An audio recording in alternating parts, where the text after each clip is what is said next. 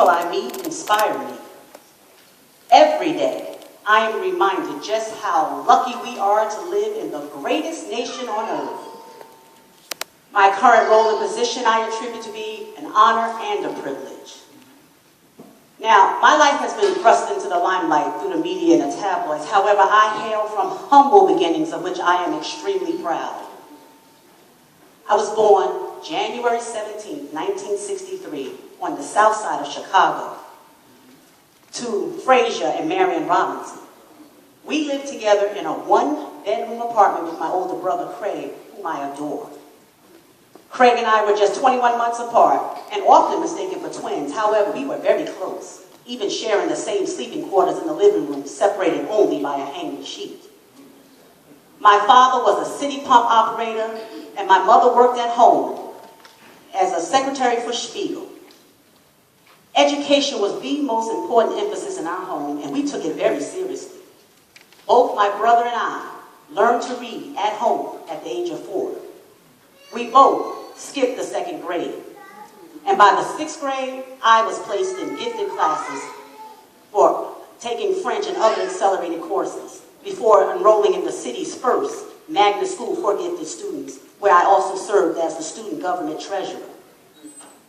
In 1981, I graduated from Whitney M. Young Magnet High School for gifted students as the salutatorian. I soon followed my brother Craig to Princeton, and while at Princeton, I was enrolled in a work-study program where I earned money for my tuition.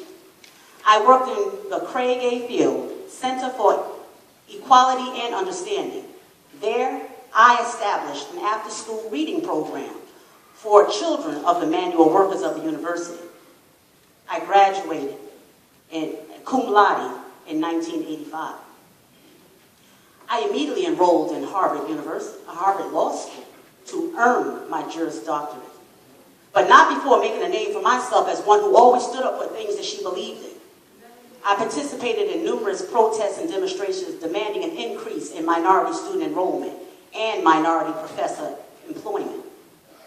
I also worked for the Harvard Legal Aid Bureau and assisted those local residents who were unable to afford local representation and advice in areas of divorce, child custody, and tenant rights. I earned my doctorate in 1988. I soon became an associate for the Chicago branch of the law firm Sidley Austin in the areas of marketing and, in the area of marketing and intellectual property research. It was there that I met my future husband in 1989. At that time, he was just a summer intern. And because we were both graduates of Harvard, the firm seemed to think that we should hook up. After a month's time, he asked me out, and I initially said, no way, because I thought that office romances were improper. But he persisted, and I gave in, and eventually we went out. Our first date was to the movies to see Do the Right Thing. It wasn't long before we fell in love, and then he surprised me one evening with a ring and a proposal while we were out celebrating his passing of the bar. We were engaged for 3 years. At that time, I left the firm to pursue my true calling for a career in the public sector. We were married on October 3rd, 1992 at Holy Trinity Church of Christ. My first job in the public sector was as assistant to the mayor and then assistant to the commissioner of developing and planning for the city of Chicago before becoming the executive director of the Office of Public Allies in 1993. It was there, the Office of Public Allies was a nonprofit leadership training program, and there I helped young adults develop their skills for possible jobs in the public sector. I then went on to the University of Chicago as the Associate Dean of Students in 1996 through 2002. And from there, I became the Executive Director for the Community Relations and External Affairs for the University of Chicago Hospital from 2002 through 2008. But all throughout this time, I was giving all of my time to the public. I never looked over my family. That was always my first priority. Sadly, in 1993, my father passed away, but that only drew me closer to my mom, Marion, my rock, role model, and best friend. My own family began to grow with the birth of my daughter, Malia Ann, on July 4th in 1998, and my second daughter, Natasha, who we call Sasha, on June 7th in 2001. No matter what I was doing in the community, nothing takes precedence over my family commitment.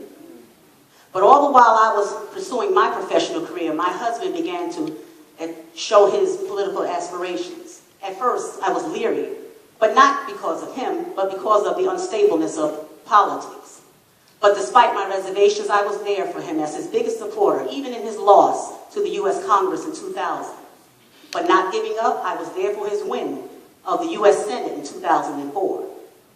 No matter what I did, I still maintained my job, but I supported my husband. I had one goal, one thing that I stuck to, no matter what I did. I made a commitment that I would only campaign overnight, once a week, campaign 2 days a week, but by the end of the second day, be home for my children. But I never had to worry about them in my absence because they had the best nanny in the world, my mother, their grandmother, Marion, to care for them.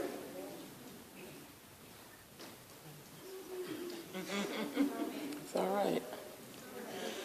But through it all, it wasn't until I stayed active in my own career, but it was at the fall of 2007 that I decided to scale back from my own profession to pursue my husband and be with him and in all of his campaign obligations and his bid for potential presidency.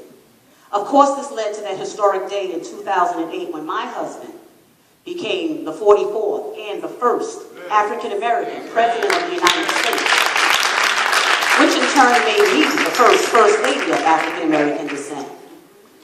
You can just imagine how proud I was to stand there holding that historic and fragile Bible that was once held by Abraham Lincoln for my husband's presidential oath. Yes, we had made history, but that didn't change who we were. Because you see, it had been an ongoing tradition that the day before the inauguration, the First Lady is usually honored at a women's event. But on this year, my husband, the President-elect, and I hosted a day of service for the numerous millions of people who came to Washington, D.C. to get them to commit to volunteerism. This became part of my platform as First Lady, among other things being helping young mothers manage work and family, and also assisting American military families. I took the example from Eleanor Roosevelt, not being one to stay hidden in the White House. What I did was I hosted a working lunch with the city's mayor and his wife. I visited the local high schools, the local schools. I dropped in on the Department of Education and Housing and Urban Development.